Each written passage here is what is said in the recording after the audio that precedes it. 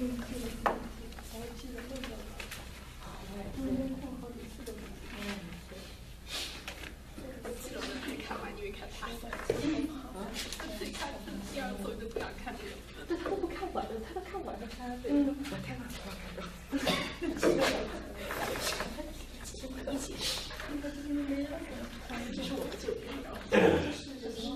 I guess we should get started for today. I'm sure we have a smaller crowd than usual, but I guess we'll move on to our next topic. I do have a couple of brief announcements. So first of all, just a reminder that everyone should be working on putting together project proposals at this point. So please make sure you've seen the announcement about the project proposals that due October 31st.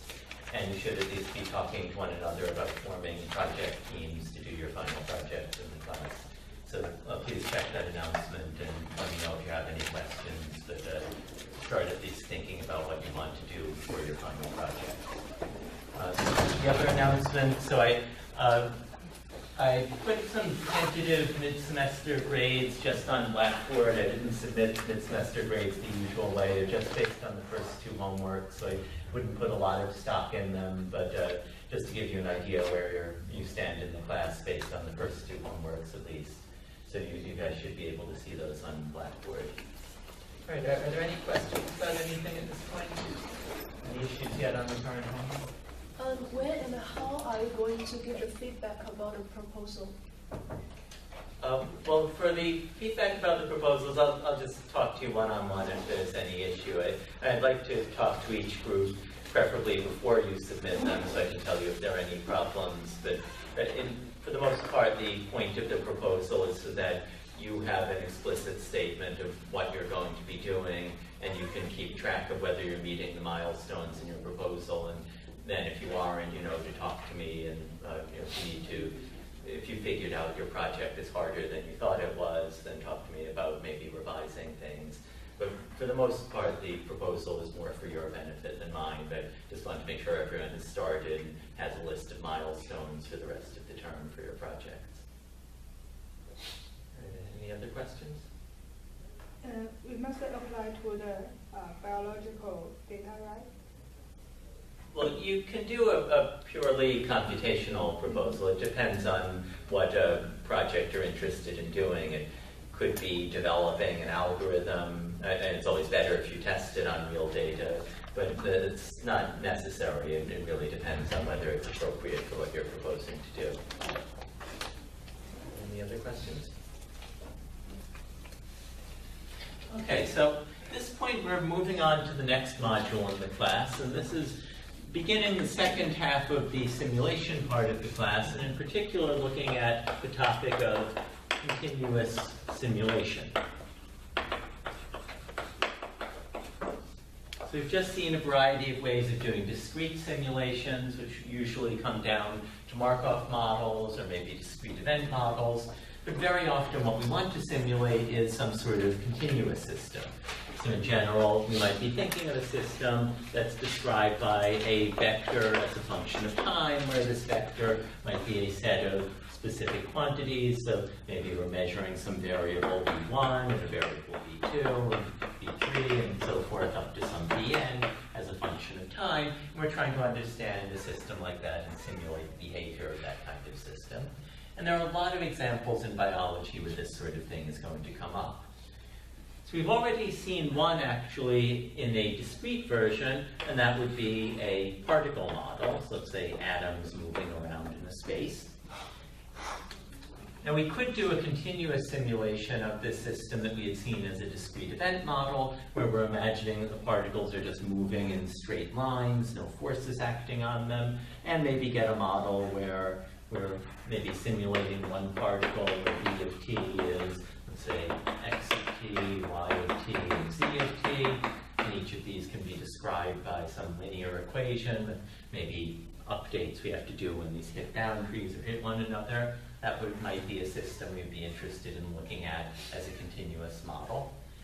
And very often, if we're looking at something like this, where we're trying to simulate atoms, let's say, we would really want to do a more involved kind of model where you can't easily use those discrete event sorts of ideas, such as a molecular dynamics model. And in a model like that, very often what we'd be interested in simulating is a system where we have some description of the forces acting on a set of atoms. So maybe we have a vector of forces acting on a function described by the position of each of our atoms. So we've got an atom 1, position x1, y1, z1. We've got an atom 2 that has a position x2, y2, z2, and so forth.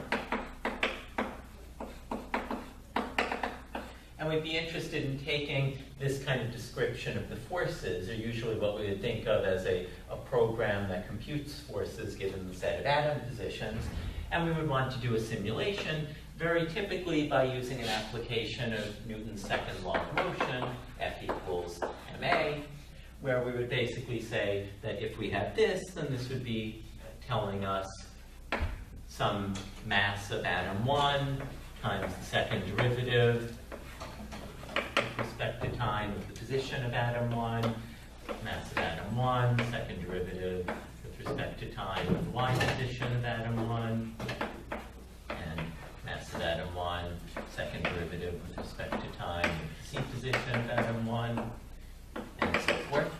And then we would want to be able to take this description where we're given f as a function of the atoms, and we want to figure out the positions of all of those atoms as we go forward in time with a system like that.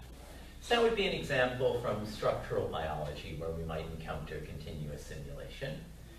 We would also very often encounter continuous simulation problems in biochemical modeling. So we might have, let's say, a reaction system, A plus B goes to C.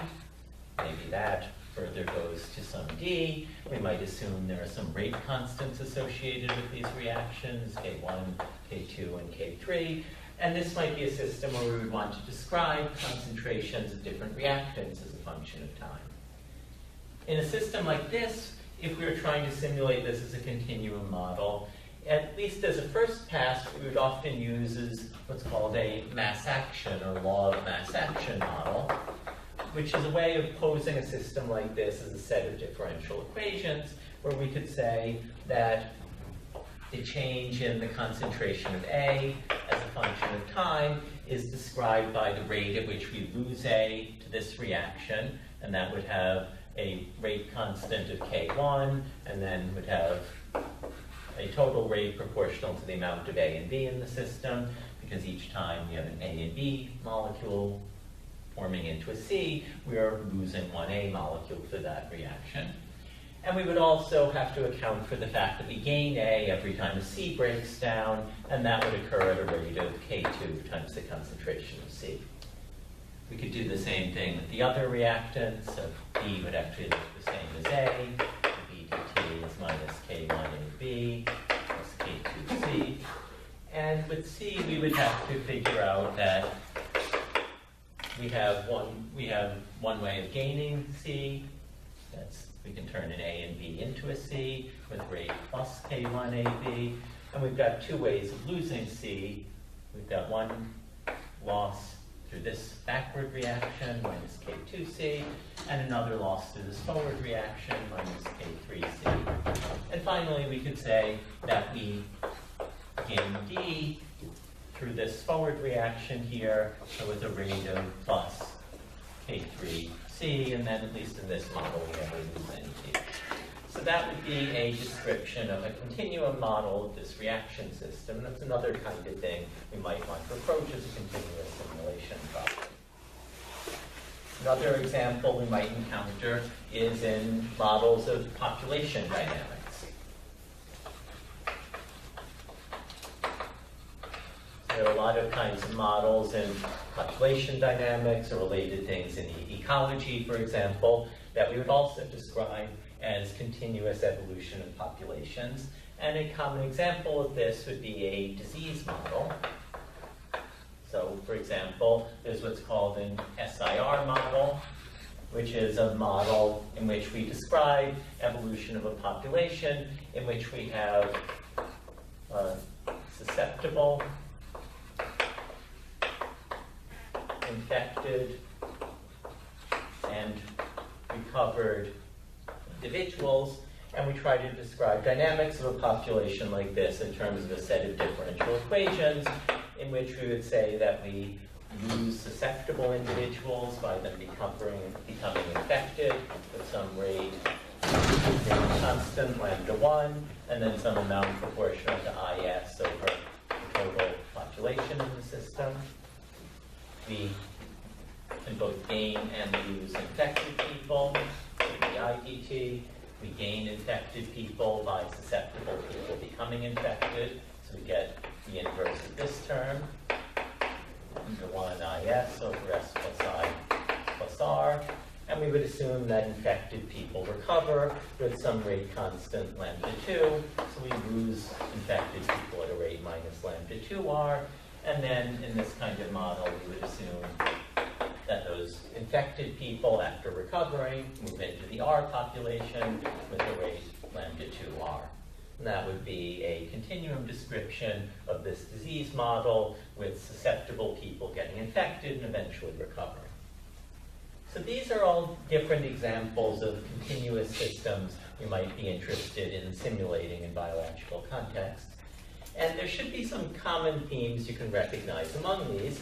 One of those being that all of these can be described as systems of differential equations.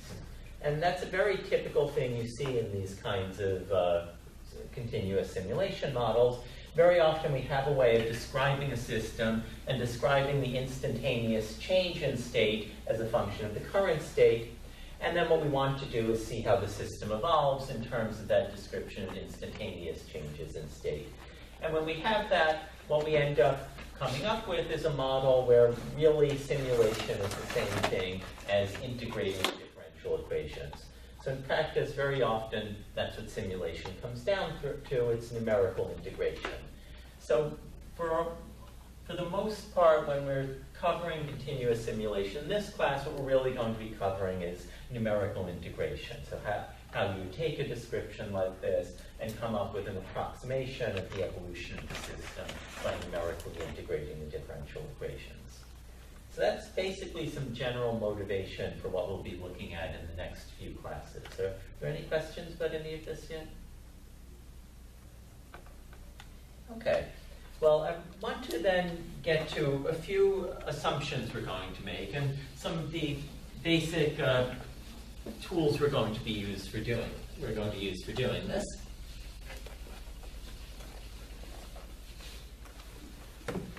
So there are a few different ways of doing numerical integration. I'm still not sure yet. I might give some of the more exotic ones, maybe one of them in the homework assignment.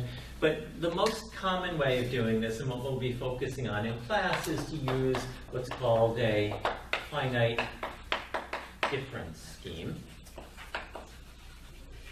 And the idea behind a finite difference scheme is to try to approximate a continuous simulation problem, so numerical integration, by breaking it down into a series of discrete steps. So we would say that we've got, let's say, some set of our values that we will refer to as V0, which would be our initial conditions. So literally the set of our variables at time 0, which we'll generally assume are given to us in our problem. And then we'll try to use that to derive an iterate 1, which will be an estimate of V at some time delta t for some small step size delta t. Then we use that to derive a V of 2, which is our estimate. I guess I should say these are estimates here, of V at time 2 delta t, and so forth. And at each point in time, what we're basically doing is we're saying we've got some time axis, we've got these discrete steps, delta t, 2 delta t, 3 delta t, and so forth. And what we're going to try to do is look at the value at the prior time, look at some estimate of the derivative at that time, and use that to project to the next time. We might use multiple prior time points, multiple estimates of derivative, but basically find some way to project to the next time point, use these to project to the next time point, and so forth. But that's basically the idea behind a finite difference scheme. Are there any questions about that?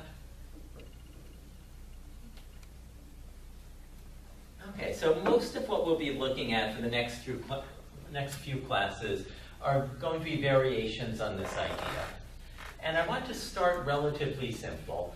So for the most part, what I'm going to be doing is referring to a relatively simple system where we're going to assume that instead of having a vector of values, I'll just assume we have one value x for t that we want to describe, and we'll assume that we're given some function dx dt equals f of x. So basically we're given a function where you can plug in the current value of x, and might also include the time, but basically you plug in your current state and it gives you the derivative with respect to that state. It's relatively easy to generalize from this system, which has one dependent variable and one independent variable, to a system where you have one independent variable and multiple dependent variables. So just say that briefly, and I'll maybe point it out a bit as it comes up.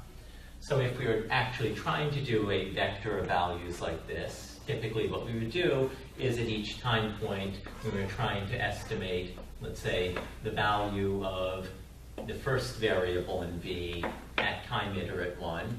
We would figure that out based on some function of the values of, let's say, well, that variable at time iterate 1, variable 2 at time iterate 1, variable 3 at time iterate 1, and so forth. And we would do the same with all of the others. So the value of the second variable at time iterate 1, we would also figure out as some function of the value of the first iterate variable at time iterate 1, second at iterate 1, third at iterate 1, and so forth. And then when we move on to the next step, so figuring out the value of variable 1 at time iterate 2, then we would go back and apply this function to the value of variable 1 at time 1, or, excuse me, this should be, I guess the easiest way to fix this would just say this is time 2, this is time 2, this is time 3. So we'd figure out the value at time 3, given the value of variable 1 at time 2, value of variable 2 at time 2, variable 3 at time 2, and so forth. Value of variable 2 at time 3 would be a function of the value of variable 1 at time 2, variable 2 at time 2, variable 3 at time 2, and so forth. So in other words, if we have multiple dependent variables, you basically do the same thing as you do with one dependent variable, you just do it multiple times. Dealing with multiple independent variables is harder, and we'll get to that in the next class, but for the moment, I'm just going to be pretty much focusing on this case, and then, as I say, I'll try to show you as we go how to generalize if it were x of t and y of t, and then the next class we'll see if it were, let's say, c of x, y, and t. That, as I say, is a harder case. But anyway, that's just some assumption that we'll be dealing with as we go through here.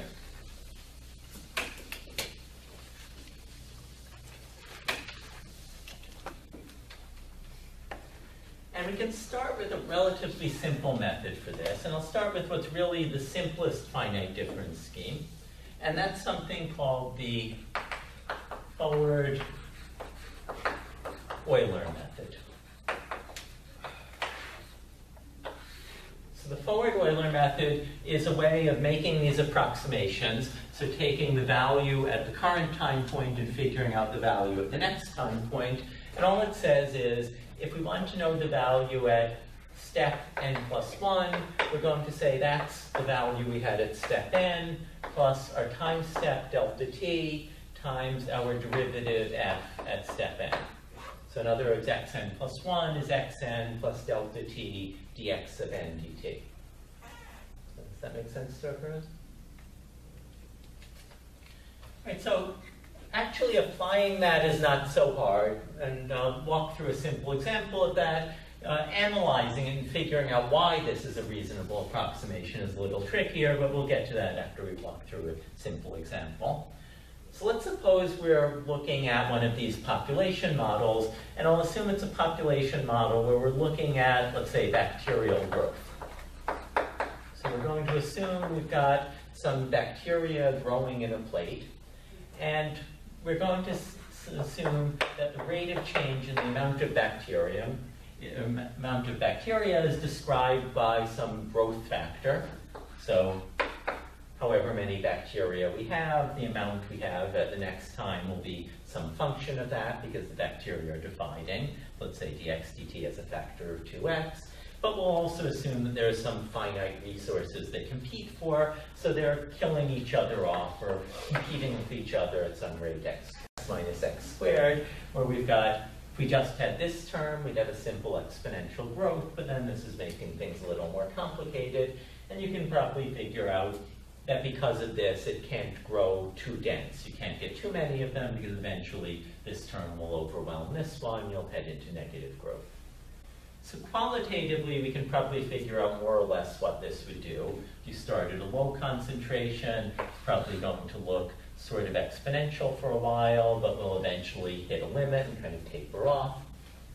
But if we want to actually simulate that, we need to get it a bit more into the details of the model, and we can try that using this forward Euler technique. So is the system clear to everyone? Okay, so let's suppose, for the sake of argument, that we are given some initial values. We're given, let's say, x of 0 equals 1, so our initial concentration is 1 unit of bacteria, and we'll suppose delta t is 0.1.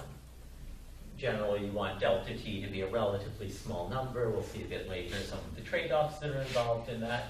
But if we're given these values, then we have everything we need to start doing a forward Euler simulation. So we're given x of 0 is this value x of 0, which equals 1. And we want to figure out next what x of 1 is. We're going to approximate x of 1 using this formula as x of 0 plus delta t f of x of 0. And f is this thing here. So in other words, this is x of 0 plus delta t 2x of 0 minus x of 0 squared. We can plug in our numbers for that. We were given that x of 0 is 1. We're given that delta t is 0.1.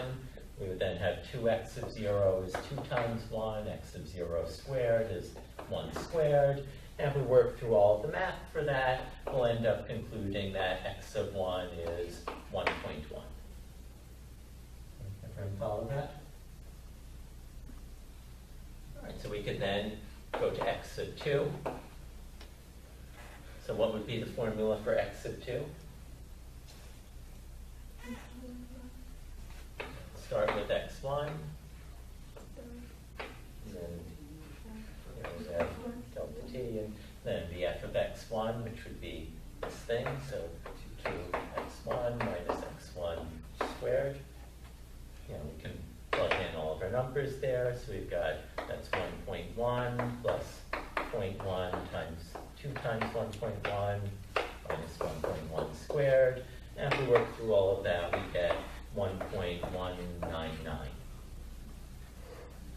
So we could keep going with this. Usually this isn't something you're going to want to do by hand. Usually you would write some computer code to do this, but you should all see that it's a pretty simple algorithm, and it probably wouldn't take too long for any of you to write a piece of computer code that would implement this and run through it for some number of steps.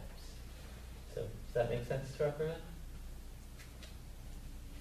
Okay, so I'll just mention while we're here this issue of what if we had multiple dependent variables. So let me try extending that model a little bit. We can just briefly see how we would handle that. So suppose instead of having one bacterium, we had two bacteria times x and y, and we assume that they each compete with themselves, but also with each other. So to make the model relatively simple, I'll say that it's symmetric. Dx dt is 2x minus x squared minus xy. So x's compete with other x's and with y's. And dy dt is described by the same function. So 2y minus y squared minus xy. And we could pretty much do the same thing we did here. So let's say we were initially given x of 0 equals 1 as before, and we'll say y sub 0 equals 2, and we'll keep delta t equals 0.1. It's almost the same process that we had followed in the single dependent variable case. So we would start with x0 equals 1 and y0 equals 2. And we would then figure out x1, and x1 we would get by saying that's x0 plus delta t times this thing, 2x0 minus x0 squared minus x0 y0. So we can plug in all of our numbers there. That's 1 plus 0.1, 2 times 1 minus 1 squared minus 1 times 2. And if we apply all of that through, it should come out to 0.9. And we would also figure out y1 using the values of x and y at step 0. So y1 is y0 plus delta t times 2 times y0 minus y0 squared minus x0 y0. And if we plug in all of that, that would come out to 2 plus 0.1, 2 times 2 minus 2 squared minus 1 times 2. And if we put all of that together, this should come out to 1.8. And we could then move on to the next step. So we now know the values of x and y at step 1. That's 0.9 and 1.8. So we can figure out the value of x at step 2, the x at step 1 plus delta t, 2x1 minus x1 squared minus x1 y1. And likewise, y2 would be y1 plus delta t, 2y1 minus y1 squared minus x1 y1. We just plug in the numbers we just derived for x1 and y1. We get x2 and y2. And then we can keep going forward from there. So does everyone see how this generalizes if you have multiple dependent variables? Are there any questions about any of this at this point? How do you choose delta t? Yes, we'll get to choosing delta t a bit later in the lecture. So actually the next thing I wanted to look at is some consideration of how the accuracy depends on delta t, and then later we'll see how you would pick a delta t. That can often be a complicated issue, so you often want to run your methods. It's actually adjusting delta t as it goes, and then there are ways of doing that automatically. But we'll get to that in just a moment. Are there any other questions? Okay, well, let's first ask, why would this work at all? So why is this scheme at all a useful way of simulating numerical integration? And that'll bring us to this question of how accurately does it simulate the integration that we're trying to do. So what we're doing here, in a sense, is making an assertion that x of t plus delta t dx dt is an approximation to x of t plus delta t. So basically, every step, we're plugging in this thing and asserting that it's actually this thing. So for the method to work, it has to be true that this is a good approximation in some sense. And so what we'll want to do is show that this thing actually is a good approximation to this thing. And we can do that using a basic tool we've seen previously in the class, and that is Taylor series. So we can start with this side, the right side of the equation, let's say, and do a Taylor expansion on that. And if we use a truncated Taylor series, we can say, standing around t, this must be equal to x of t plus delta t dx dt. It's the second term of the Taylor expansion. And we could keep going. I'm just going to say that in the truncated version, there's going to be some order delta t squared term. And as I say, you could expand that. You get delta t squared over 2, x double prime of t, and so forth. Let's just cut it off here, because this is really all we need to observe to see that this is actually a reasonable approximation, because this is exactly this. So what we've basically shown with the Taylor expansion is that this thing is an approximation to this thing, and it's an approximation with order delta t squared error to it. Does that make sense to everyone? So in some sense, we could say that this scheme is a good approximation where good means that the error is order delta t squared. Now, usually when analyzing these schemes, we actually need to think of them slightly differently. And in particular, we need to know that if we try to make our method more accurate by shrinking delta t, this is telling us the smaller your delta t is, the more accurate the approximation is. It doesn't quite get more accurate proportionally to delta t squared, and the reason is that the more you shrink delta t, the more steps you need to take. So you're accumulating a delta t squared error on each step of the model you take, but the number of steps you need to take is going to be proportional to 1 over delta t. So really the error of this approximation is the number of steps you need to take times the error per step, which is order delta t. So if we're simulating any fixed amount of time, the error in this scheme is order of delta t. So because of that, we would generally say that this is a first order accurate scheme, because the error of the scheme is order delta t to the first power. And we'll see that there are ways you can get order delta t squared, which are second order accurate schemes, or order delta t cubed, or whatever. But this we would say is a first order accurate scheme. And so that immediately gives us a partial answer for how we would pick delta t. If you have an idea what size of error you want to pick delta t to be more or less proportional to the error you're trying to allow in your simulation.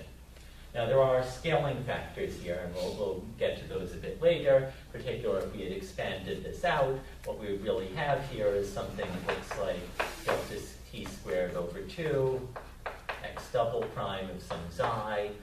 Well, I guess that would be it here. But basically, the scaling factor is going to be proportional to the second derivative of x.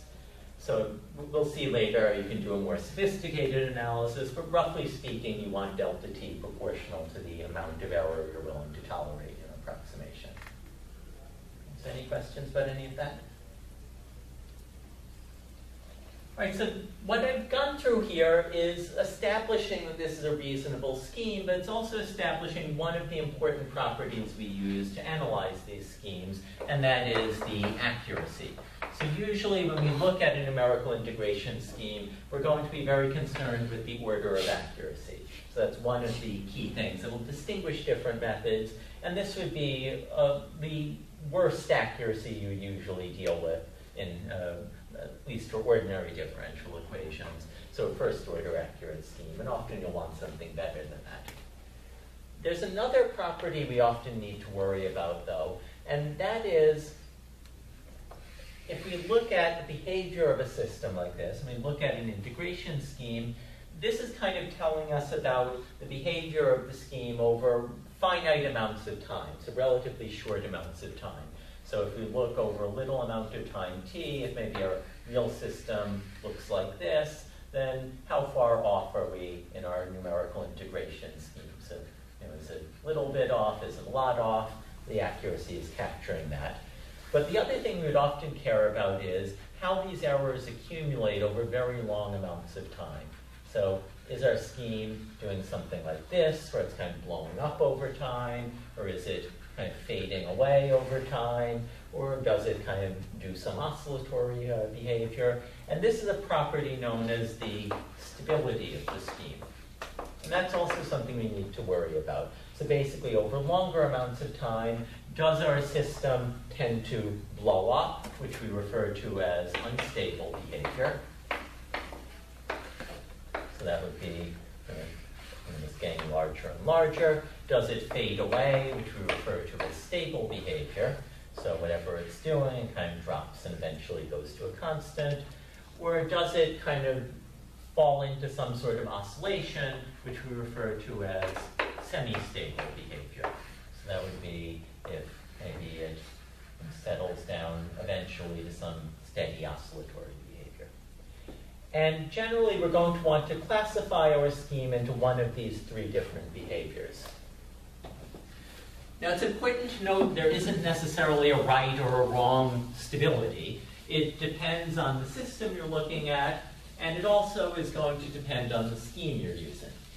So if you are looking at a system that actually blows up, then you want a numerical scheme that blows up on that system. And if you're looking at a system that oscillates, you want a numerical scheme that oscillates on that system. And the stability behavior is going to depend on both the numerical scheme you're using and the problem you're using it on. So a particular scheme may be stable on some problems, unstable on others, semi-stable on others. We have ways of analyzing that I want to get to now. And our main tool for that is referred to as von Neumann analysis.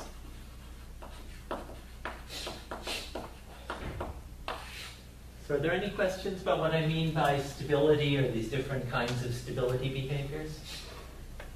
So it's totally unrelated to how it compares to the system, it's just how it acts. Yeah, so the stability, and the system would have some stability property, and the numerical scheme applied to the system would have some property. And generally, you want those properties to agree. But the scheme may have the same property as the system, may have a different property as the system. So that's generally what you want to try to figure out. Any other questions? All right, so von Neumann analysis is basically a technique where we just try to guess a particular form of solution. And in particular, we're going to guess is that our solution has the form e to the omega t, where omega is a possibly complex constant. And we're going to imagine that this is the thing we're trying to simulate. And what we'll try to do is look at the stability behavior as a function of omega. So say for any value of omega, what does the stability behavior look like? And we'll end up that it also depends on delta t. So really, usually what we're going to be looking at is as a function of omega times delta t, what is the stability behavior of the system. And the way we'll analyze that is by expressing our iterator x sub n plus 1 as a function of x sub n. And for all of these finite difference schemes, it's going to come out to something of the form g of omega times delta t, where g is a function we'll refer to as the growth factor. And we'll characterize the stability behavior of the system by looking at how g of omega delta t behaves as a function of omega delta t. And in particular, what we're going to observe is that if g of omega delta t in absolute value is less than 1, then that means that the scheme is stable for that value of omega times delta t. If g of omega delta t has absolute value greater than 1, then that implies that we're looking at a scheme that will be unstable for that value of omega delta t. And if the absolute value is exactly equal to 1, that will imply that it is semi-stable. And this implies that often we're going to be able to control the stability of the scheme by controlling the step size. And we'll see an example of that taking, well, we can start with the forward Euler method to see what this kind of analysis would do. So the important thing about using this assumption e to the omega t as the form of our solutions is that it lets us make the very simple transformation that dx dt is omega e to the omega t, which is omega x. So that is always going to be true if we're looking at a simple exponential, and that's what will really make the math work out here. And in particular, if we take our forward Euler scheme, x sub n plus 1 equals x sub n plus delta t dx sub n dt, and we plug in the assumption that x is e to the omega t, then what we're going to get here is that x sub n plus 1 is going to be e to the omega t plus delta t times omega e to the omega t. E to the omega t is just x sub n, so this is going to be x sub n plus delta t omega x sub n, or in other words, 1 plus delta t omega x sub n. And this then would be the growth factor, g of delta t omega or omega delta t. It's just 1 plus omega delta t. Everyone follow that? Okay, so if we want to understand the stability behavior of the scheme then, what we would do is look at how the absolute value of this thing behaves as a function of delta t times omega. And we would generally do that by plotting in the complex plane where g falls into these different domains. So we'll say that omega delta t, we'll have a real part on the x-axis here, so let's say that's +1, that's -1, that's -2, that's +2, and we'll have an imaginary I -2i. And then what we want to do is understand where g is going to be greater than, less than, or equal to 1 in absolute value. Now in this case, g is 1 plus omega delta t, so we know that it would go to a 0 when omega delta t is -1. So that's going to be the smallest the absolute value could possibly be right at that point. And the absolute value of it is basically just going to be its distance from this point. So the absolute value of it will be 0.5 in a circle at distance 0.5 from this point, and it will be 1 in a circle of radius 1 around that point. So it's going to look something like that. So it's going to intersect with -2, or -2 plus 0i, that is, 0 plus 0i, -1 minus I, and -1 plus I. And that's basically everything we need to know to understand the stability behavior of this scheme. What we know is that inside this circle, g has an absolute value of less than 1, so it's going to be stable. Outside the circle, it's going to be unstable. And exactly on the circle is where it's going to be semi-stable. Does that make sense to everyone?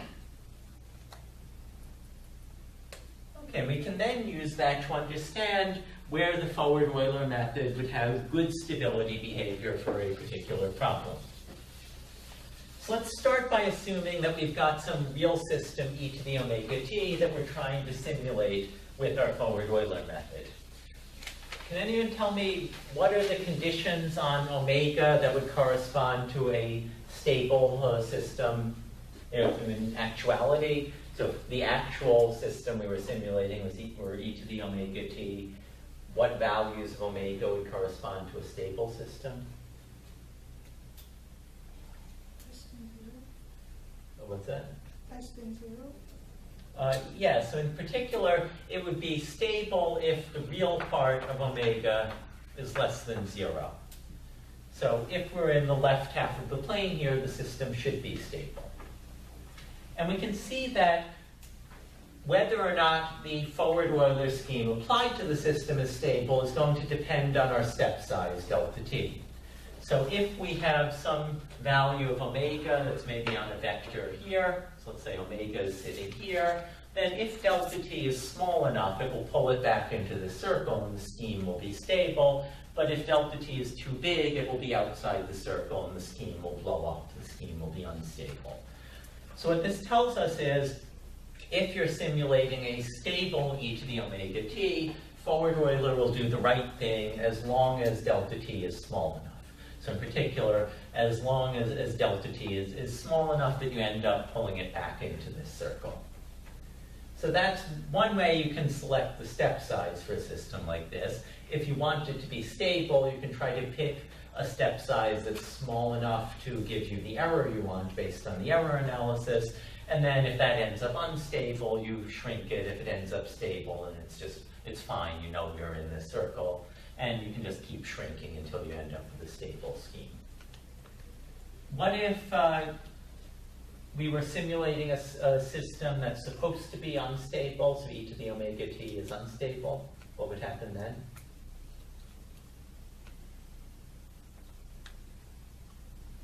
Well, that would mean it's in the right half of the plane here. And what we can see is that if omega is in the right half of the plane, it doesn't matter what delta t you pick. It's always going to be unstable. So we don't really need to worry about stability behavior for forward-Euler. If we're actually simulating an unstable system, it will always give an unstable simulation. What if we were simulating an oscillatory system? What are the conditions on omega that would make a system like this oscillate?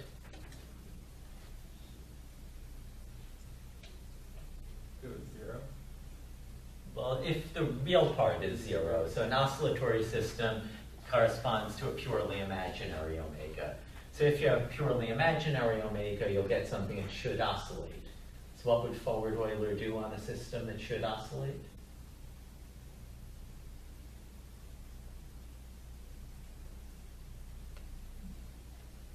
Well, if omega is imaginary, it's sitting on the y-axis here, and no matter what delta t we pick, it will still be on the y-axis, which is in the unstable region. So forward Euler is never a good scheme for an oscillatory system. It's always going to blow up if you give it an oscillatory system, no matter how small you make the time step. Does that make sense to everyone? Okay, so that basically gives us some analysis for our first simplest system we might be interested in. That's the forward Euler system. So let's look at another numerical scheme, and this is kind of the next most complicated scheme, and that's known as the backward Euler. So the backward Euler scheme looks sort of like the forward Euler. It says that x sub n plus 1 is x sub n plus delta t times dx sub n plus 1 dt. And as before, we would assume that we're given some function f of x which computes dx dt. So in other words, this would be saying x sub n plus 1 is x sub n plus delta t f of x sub n plus 1. Now you should see immediately that there's a problem with applying this scheme. Can anyone tell me what that is?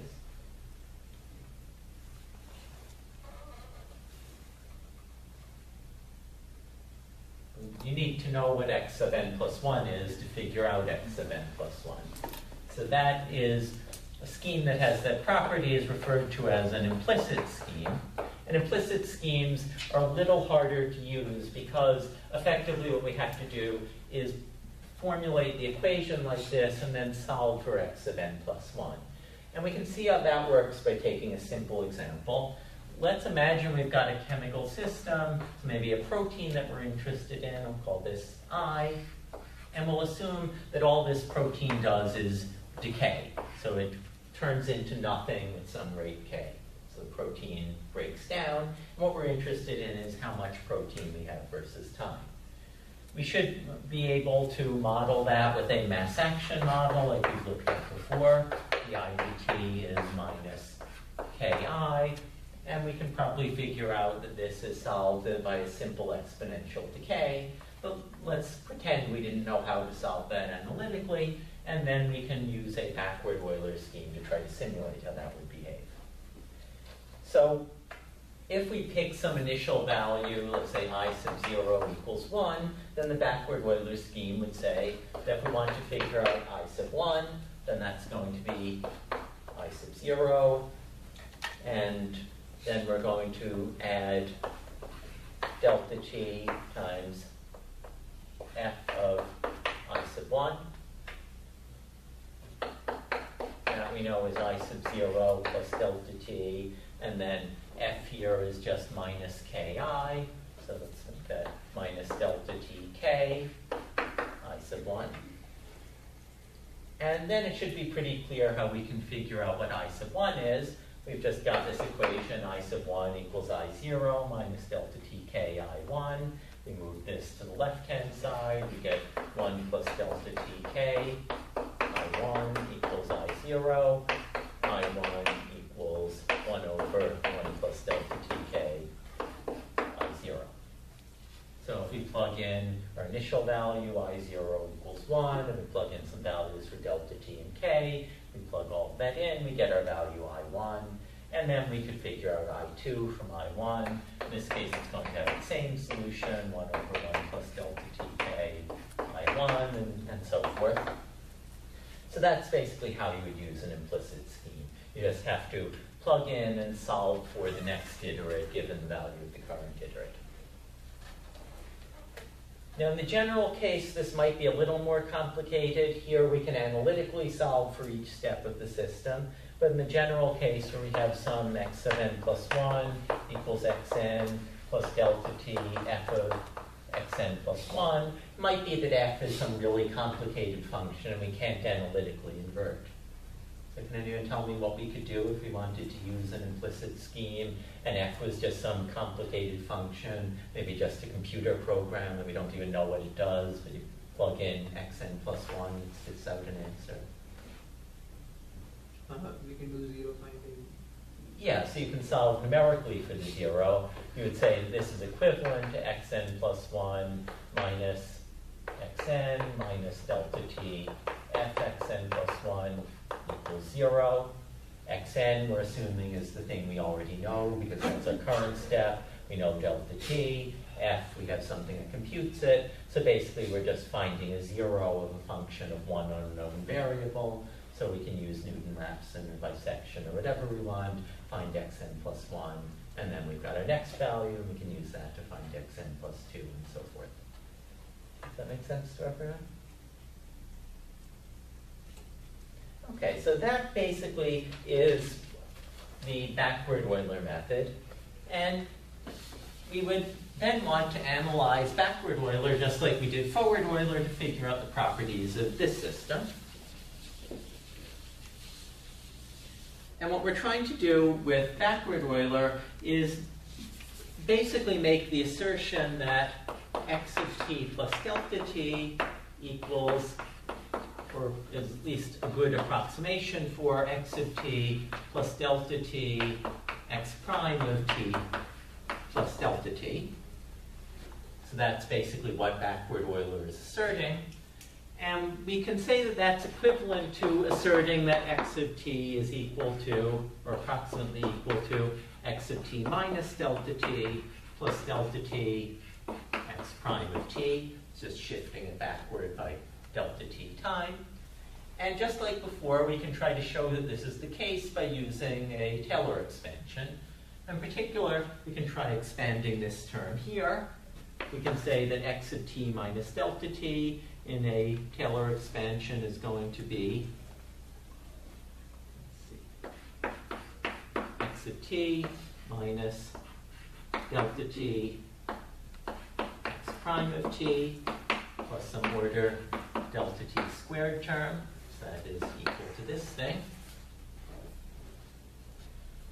And so what we end up with here is that, if we rearrange a bit, we can get that this thing is equal to x of t minus delta t, and so x of t is equal to x of t minus delta t. Move this to the right-hand side, plus delta t x prime of t. Move this to the right-hand side and get an order delta t squared term. So in other words, we end up with the assertion we were trying to make that this thing is an approximation to this thing, and this is the error term. So what's the order of accuracy of backward Euler then?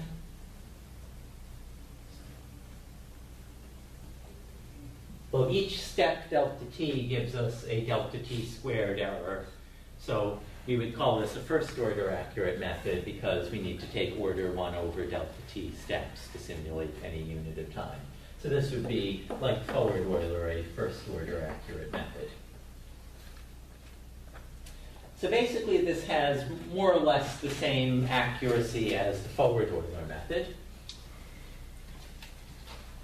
So the other thing we would want to do if we wanted to analyze the properties of this is look at its stability.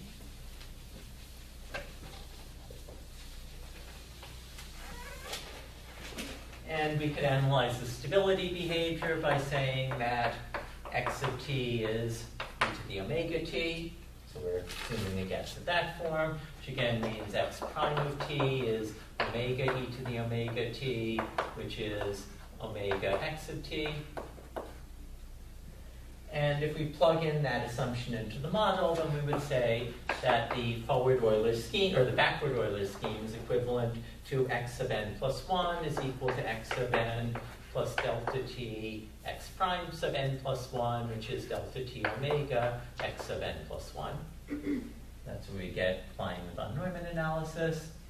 And what we want to do is express x sub n plus 1 in terms of x sub n. So we do a little rearrangement here. We get 1 minus omega delta t, x sub n plus 1 is x sub n, or x sub n plus 1 is 1 over 1 minus omega delta t, x sub n.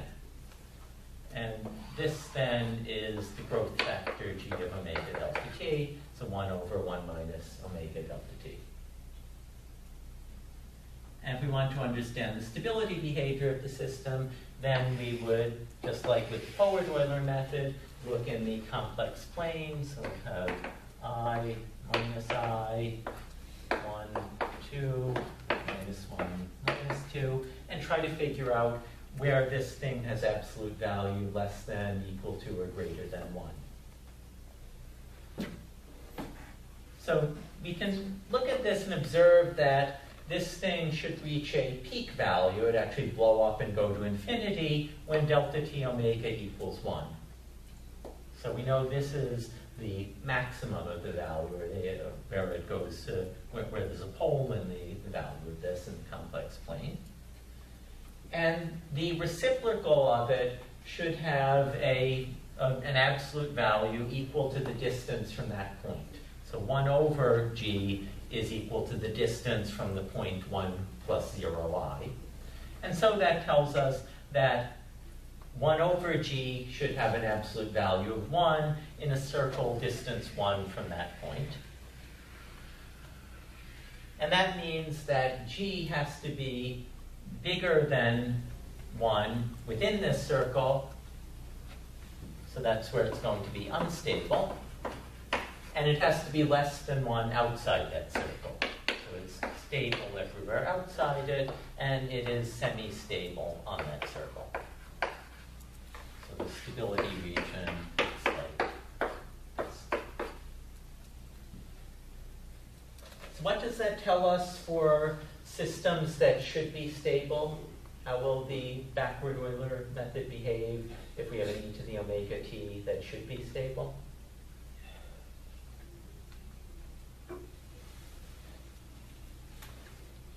Well, should be stable means that omega is in the left half plane here.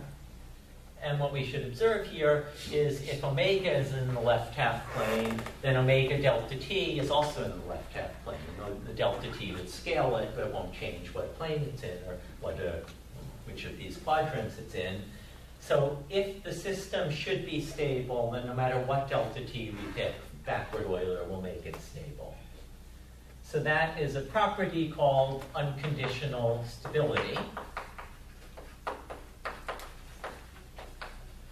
And it means that for any system that should be stable, the scheme will make it stable.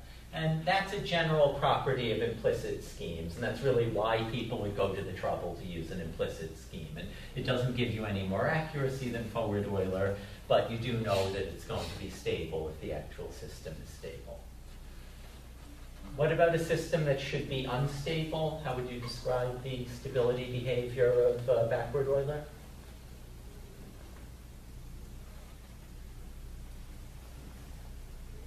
Well, unstable means that omega is in the right half plane, and it's basically the kind of reciprocal of forward Euler. If you have something that's in the right half plane that should be unstable, then as long as delta t is small enough, it'll get pulled into this circle and will be unstable. But if delta t is too big, it will be stable, even though the real system is unstable.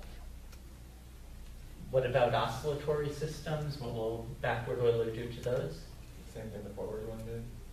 Well, it's actually the opposite of what forward Euler did. So if you give forward Euler an oscillatory system, it always blows up. With backward Euler, the imaginary axis is in the stable region, so oscillations always die away with backward Euler. So neither of them is actually a good scheme for oscillatory systems, but for opposite reasons. Forward Euler always blows up on oscillatory systems, and backward Euler always damps them away. So any questions about any of that? Okay, so often what we'll want to do is go to higher order accuracy methods. So first order may not be good enough for us. It might be that we're trying to simulate something where we simply don't want to go to a small enough delta t for order delta t to be good enough for us. And there are alternatives, and they basically fall into two different classes. So one of these classes is what's known as a single-step scheme. And the idea behind a single-step scheme is that you start from some initial value that you have, so like your current value for iterator x sub n, and then you do various calculations just knowing that one value, often which will involve computing values at some intermediate points, computing derivatives at various points, and eventually you do a bunch of calculations to get x sub n plus 2, and so forth. So that's more or less how a single-step scheme would work. And an example of this is what's called the midpoint method. So the midpoint method is kind of the next level of complication beyond the forward Euler method. And it says that what we're going to do is first take a half forward Euler step. So we'll refer to this as x sub n plus 1/2. And that is just a forward Euler step with step size delta t over 2. So we just say x sub n plus 1/2 is x sub n plus a half delta t step with derivative x sub n. So just like going for forward Euler halfway from x sub n to x sub n plus 1. So we take this halfway step, we get x sub n plus 1/2. And then the basic idea behind midpoint is that we can get better accuracy if we estimate our derivative here instead of estimating our derivative here. So what we're going to do is then take the actual step, x sub n plus 1, and we're going to say that's x sub n plus a full delta t times the derivative estimated at x sub n plus 1/2. That's all there is to the midpoint method, doing these two pieces. And then we've got x sub n plus 1, and then we repeat this. You get x sub n plus 1 and 1.5, derived from x sub n plus 1, and then x sub n plus 2 you derive from x sub n plus 1, and the derivative of x sub n plus 1.5. Does that make sense to everyone? All right, so as with our other schemes, we can analyze the accuracy. And to do that, what we can do is kind of merge these two steps into one. So I'll plug this thing in for x sub n plus 1/2 here, just to make it into a single formula. So the scheme is basically equivalent to x sub n plus 1 is x sub n plus delta t f of x sub n plus delta t over 2, f of x sub n. That's another way of stating what the scheme is. And we can figure out whether this is a good approximation. So in particular, whether this thing is approximating x sub n, which would be equivalent to x of t plus delta t, by using a Taylor expansion, just like before. In this case, what we'll do is start by Taylor expanding this thing around x sub n. What we're going to get if we do that is that this is x sub n plus delta t f of x sub n, so that's the first term of the Taylor expansion, plus delta t times delta t over 2 f of x sub n, which is delta t squared over 2, f of x sub n times the derivative of this, df dx at x sub n, and then there will be higher order terms, let's just say order delta t cubed. Now this thing we can analyze a bit. F of x sub n is, by definition, dx sub n dt. And if we rearrange this, df dx times dx dt is just df dt, which is the second derivative of x with respect to t. That's just the chain rule of differentiation. And so if we put that all together, what we end up with is that x sub n plus, that's equal to x sub n plus delta t f of x sub n plus delta t squared over 2 d squared x dt squared plus order delta t cubed. And this thing is just the Taylor expansion of taken out to the second order term with a third order error to it. So in other words, if x of n plus 1, we're saying we want to be an approximation to x of t plus delta t, and x of n, we want to be an approximation to x of t. This thing is equivalent to asserting that x of t plus delta t is an approximation to x of t plus delta t dx dt plus delta t squared over 2 t squared x dt squared plus order delta t cubed. And we know this is an approximation to this with order delta t cubed. So in other words, this is an assertion that this scheme is an approximation to x of t plus delta t with order delta t cubed error. So everyone follow that? Okay, so basically what that's telling us is that this is a second order accurate scheme because each step of size delta t is accumulating an order delta t cubed error to it, and then we need order 1 over delta t steps, so the accumulated error is order delta t squared. Any questions about that? Okay, we can also analyze stability of the midpoint method.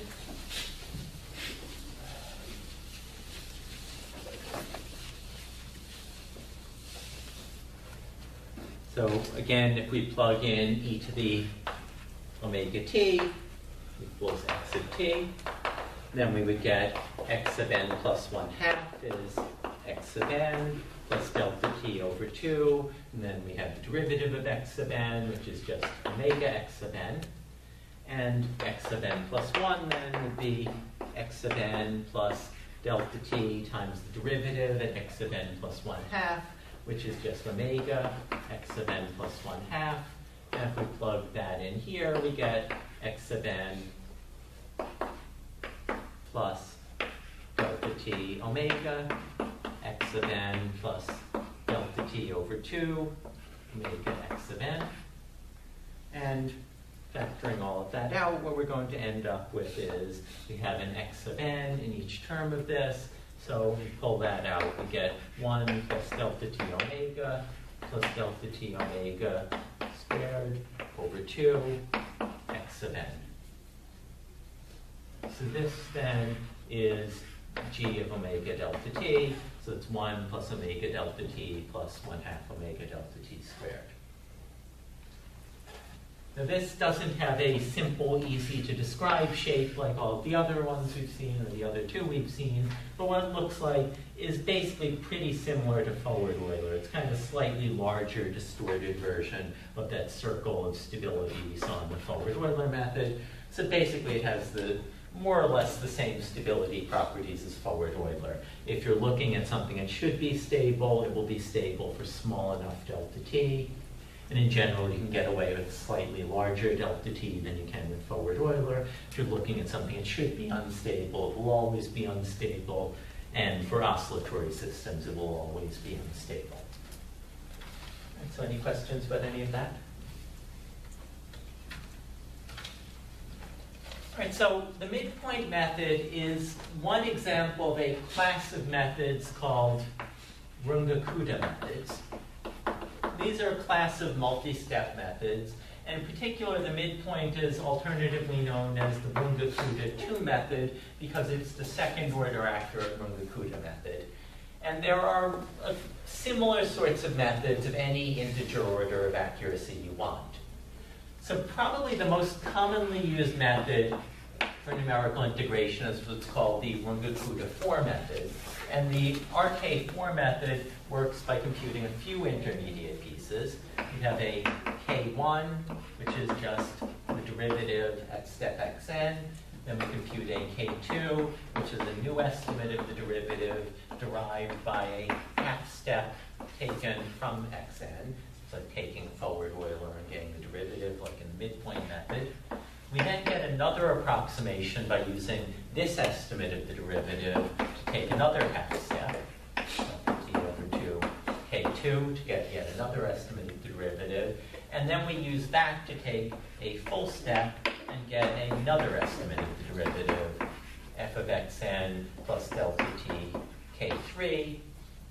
And then the final estimate of x of n plus 1 is actually made by a combination of all of these. So it's x of n plus delta t over 6, k1 plus 2k2 plus 2k3 plus k4.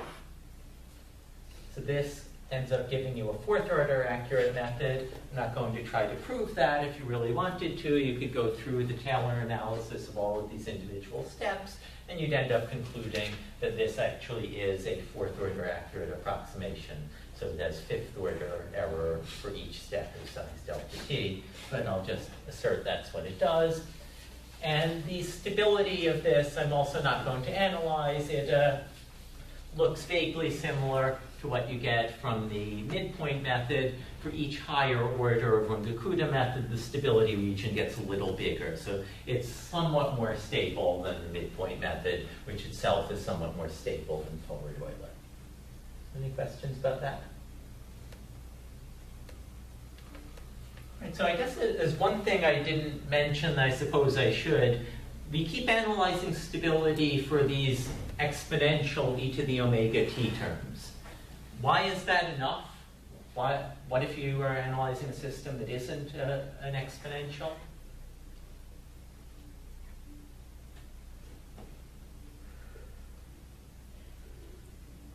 Yeah. Can you write a solution in terms of exponentials? Yeah, so basically whatever system you're looking at, you can always do a Fourier analysis and break it into Fourier components, a sum of exponential contributions. So basically it's enough to analyze stability in terms of exponentials. If you're looking at something that isn't exponential, you can always explain it as a sum of exponentials. And basically if any of those exponentials is unstable, you end up with an unstable system. If they're all stable, you end up with a stable system. So that's just an aside here. All right, but basically that is pretty much our options as far as single-step methods. And the alternative to those are what are called multi-step methods. And the idea behind a multi-step method is that instead of looking at just your current point, you look at a few prior points and you try to get a function of multiple prior points. So you might say that x of n plus 1 is some function of x of n and x of n minus 1 and x of n minus 2 and so forth. And that can often give you a more efficient method because you're not doing as many new computations of derivatives typically as you're doing with a single-step method. And the simplest example of a multi-step method we can look at is something called the leapfrog method. And the leapfrog method has the following iterator. X of n plus 1 is x of n minus 1 plus 2 delta t times the derivative at x of n. So in this case, we're doing one evaluation of the derivative, and we're using two prior points. We're using the immediately previous point and the one before that to get our approximation to the derivative. And just as with the other methods, we can analyze the accuracy of this. This is equivalent to asserting that x of t plus delta t is equal to x of t minus delta t plus 2 delta t x prime of t. And we can see if that's a reasonable approximation by doing a pair of Taylor expansions on these two terms. So we can say x of t plus delta t is x of t plus delta t x prime of t plus delta t squared over 2 x double prime of t plus the same order delta t cubed term, x of t minus delta t is x of t minus delta t x prime of t plus delta t squared over 2 x double prime of t minus an order delta t cubed term. And what we can then do is subtract this from this. And what's going to end up happening is we get x of t plus delta t minus x of t minus delta t. is equal to, well, these two terms cancel out, these double up, so we get 2 delta t x prime of t. These two terms cancel out, these would be additive, so we get an order delta t cubed term. And then if we do a little rearrangement, so what we can end up with is x of t plus delta t is equal to x of t minus delta t plus 2 delta t x prime of t plus order delta t cubed. And this is what we were trying to prove, that this thing is an approximation to this thing. So what is the order of accuracy of this approximation? Yes, it's a second order scheme. We've got an order delta t cubed term here. So delta t cubed error per step, and then for 1 over delta t steps, we get delta t squared accumulated error. So this is a second order scheme. So basically the same order of accuracy as the midpoint method. Now, stability of multi-step schemes tends to be harder to analyze than stability of single-step schemes, but we can go through that by observing that essentially what we're writing is equivalent to x sub n plus 2 is x sub n plus 2 delta t f of x sub n plus 1, and if we're plugging in that x sub n is e to the omega t, then we again get that the derivative is just multiplying by omega. So this is equal to x sub n plus 2 delta t omega x sub n plus 1. Now a system like this is referred to as a linear recurrence relation.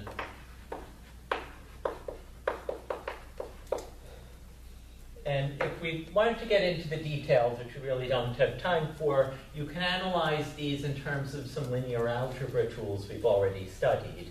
So basically you can say that you can actually express this as the vector x sub n plus 2, x sub n plus 1 is equal to a matrix 2 delta t omega 1, 1, 0 times the vector x sub n plus 1, x sub n, and then analyze the basically what you end up with is concluding that each iteration of this is equivalent to multiplying this vector by this matrix, and so the solutions can be explained in terms of eigenvalues of this matrix.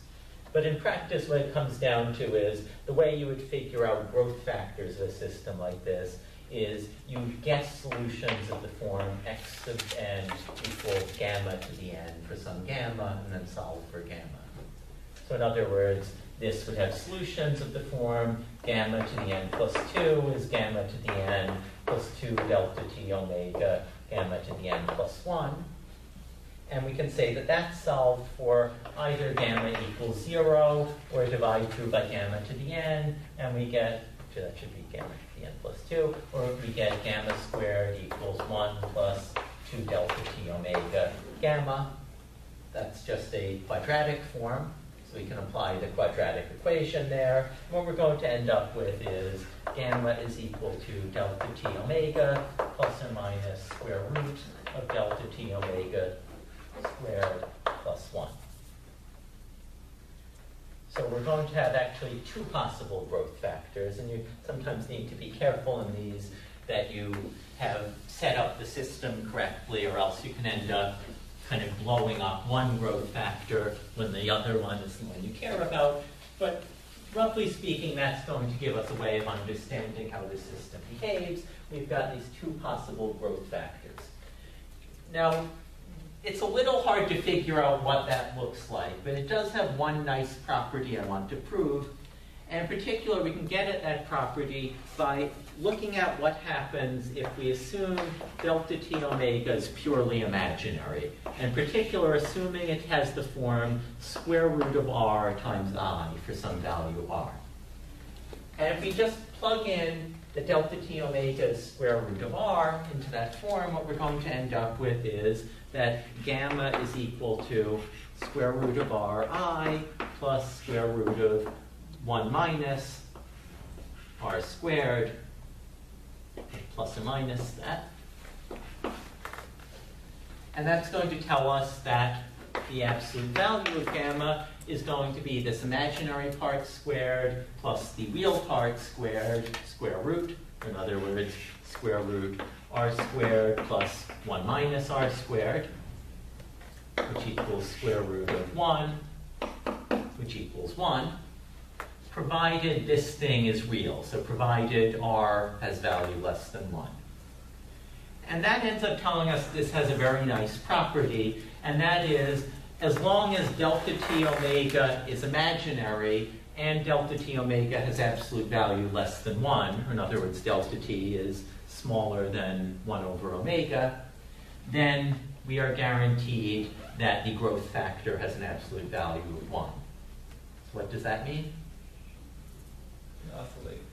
Yeah, so this is a good scheme for oscillatory systems, as long as delta t. So these systems, the leapfrog is one nice method like this, and just like there are families of single-step methods, there are families of multi-step methods. So in particular, leapfrog is an example of what's called an Adams-Bashforth method, and it's the AB2 method, and then there are AB3, 4, and so forth. There are lots of examples of this, just like with the single-step methods. So I guess I didn't get to step size selection. I'll finish that up at the beginning of the next class since we're out of time here. But basically that runs you through the basics of numerical integration for ordinary differential equations. So are there any last questions before we break? Okay, so I just wanted to remind those who got in a bit late, you should all be thinking about your final project, so please make sure if you haven't seen the announcement about that, you look online.